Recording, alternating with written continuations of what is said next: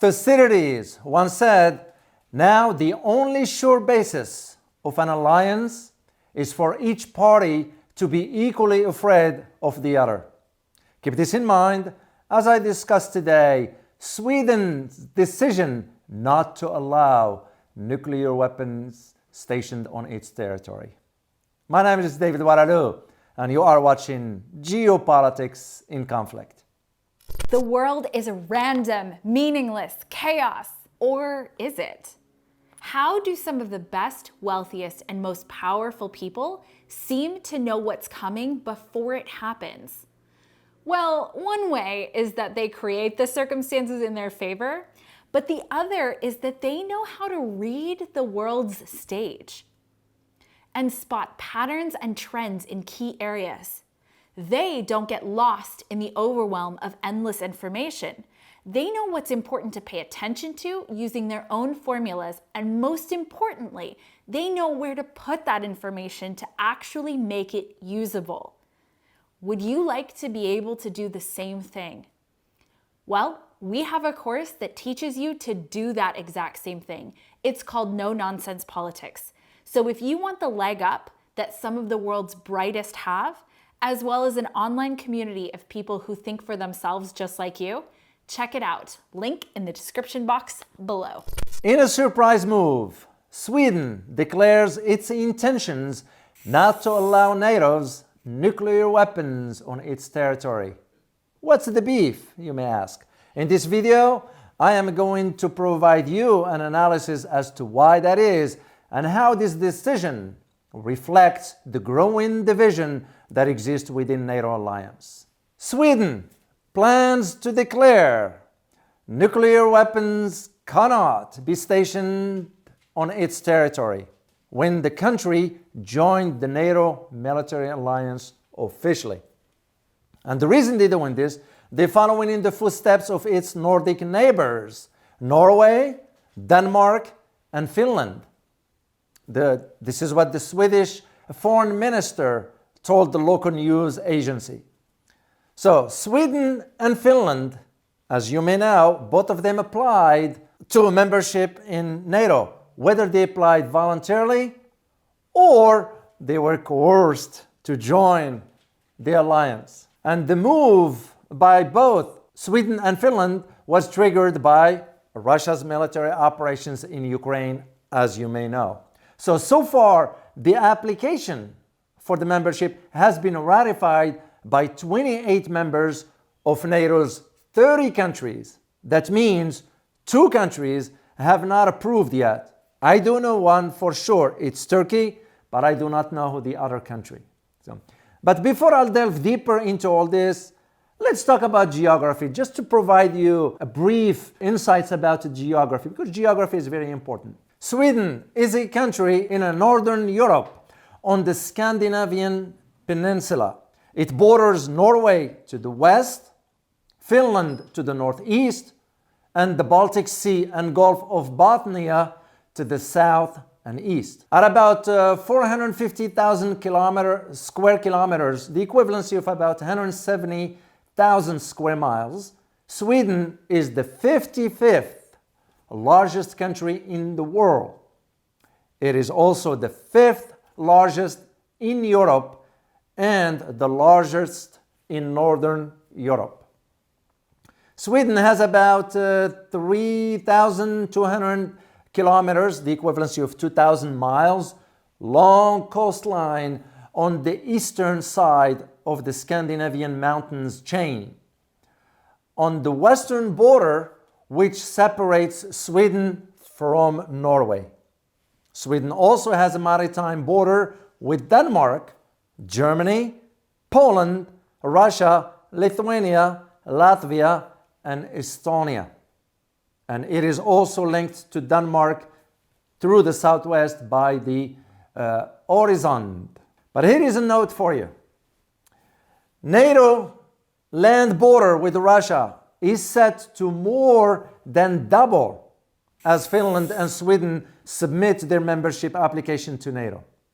Because here's the thing, just FYI, Russia currently shares a land border of 1,215 kilometers or 754 miles with NATO members.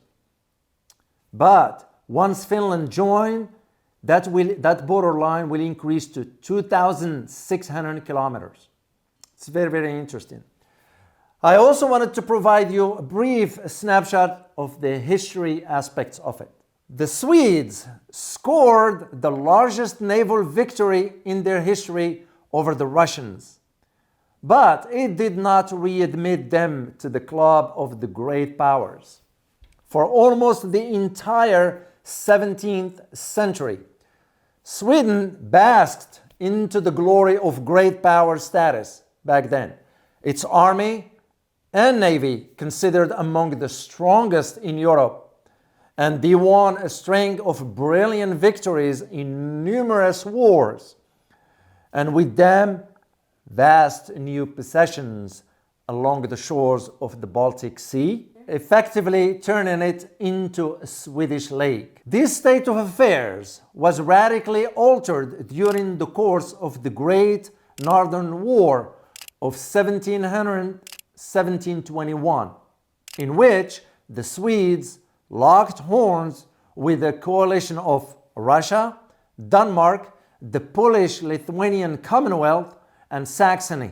Despite some early successes, defeat in the Battle of Poltava on July 8, 1709 was followed by further failure on land and at sea as well. And at last, in 1721, Sweden was forced to sign the Treaty of Nystad, under which it ceded to Russia the territories of Livonia, which is central and northern Latvia today, Estland, which is today Estonia, Ingria, which is today Leningrad, and the city of St. Petersburg, and the southeastern part of Finland.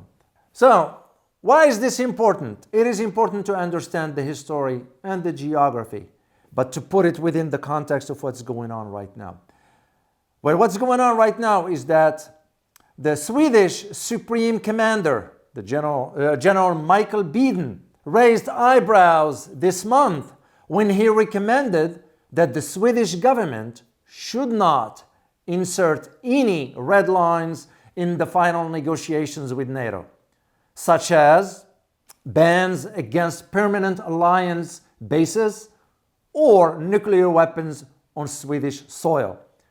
You can read between the lines. However, current Foreign Minister Tobias Billström said Sweden will join Denmark and Norway in unilaterally declaring that it will not allow nuclear weapons in Sweden. Billström added, and I quote, "It is still the long-term moderate party position. We have never intended to change the conditions for the applications submitted by the previous government." End of quote. And by the way, the moderate party-led alliance won the September 2022 general elections, ending the 8 years of social democratic rule in Sweden. Talk about trends, huh? Look no further than what happened in Italy as well. So under former Prime Minister Magdalena Andersson, who was an economist by the way, who has served as a leader of the opposition since October 2022, and a leader of the Swedish Social Democratic Party since 2021. Under her leadership, Sweden was hell-bent to get NATO membership. But with the victory of the Ulf Kristersson, who is the new Prime Minister, things are quite different now. The victory of the Swedish right-wing parties in the most recent general elections is in itself a mandate of the Swedish people. Now that Ulf Kristersson is in charge of his country's administration, he is doing everything in his power to show the West that he rejects the Western narrative to provoke Russia. A recent example of that is this. It is not hidden or a secret from anybody that NATO or simply the United States for that matter, is considering locking horns with Russia over nuclear weapons. Basically, NATO is working tirelessly to possession nuclear weapons as quickly as possible close to Russia. Sweden, meanwhile, has already decided to keep itself aside from all this circus. According to a report by Reuters, Sweden has denied stationing NATO's nuclear weapons on its soil and plans to declare nuclear weapons cannot be stationed on Swedish territory even after the country joined the NATO military alliance officially. But here is the surprising part, and the surprising part is a retaliation against Sweden. Just after Sweden's announcement, Sweden's largest nuclear reactor got sabotaged in an unwanted circumstances. You all get the idea who will sabotage such thing. Firstly, Sweden's largest nuclear reactor was disconnected from the national grid after a fault in one of its turbines. Yeah, right. Later on, Germany also started to snag Sweden's nuclear ambitions. Well, Germany always does what it's being told to do. So the Prime Minister of Sweden, Ulf Kristersson, has reversed the previous Magdalena Andersson government's policy of switching entirely to renewable energy when his new administration was inaugurated in Stockholm recently. The government also announced the construction of more nuclear reactors. As I always say, follow the trends. You'll see where this is going, given the energy crisis in Europe. Even the state-owned energy corporation called the Vattenfall was ordered by the new administration to prepare for the building of additional reactors and look into the possibility of restoring old nuclear reactors like Ringhals Unit 1 and 2. So, to put this within the context of global security, geopolitical landscape, and of course the reality in Europe given the energy crisis, you look at this issue from the historical context and also from a geopolitical one. So from the historical context, the issue goes beyond the Baltic region and up to the Nordic states, particularly Finland and Sweden. These countries and Russia have had a long history, though hostilities ceased after World War II. The last military conflict between Russia and Sweden ended in 1809, and following the conflict, Sweden declared, get this guys, Sweden declared permanent neutrality. Makes you just wonder, was Sweden pressured to join the alliance?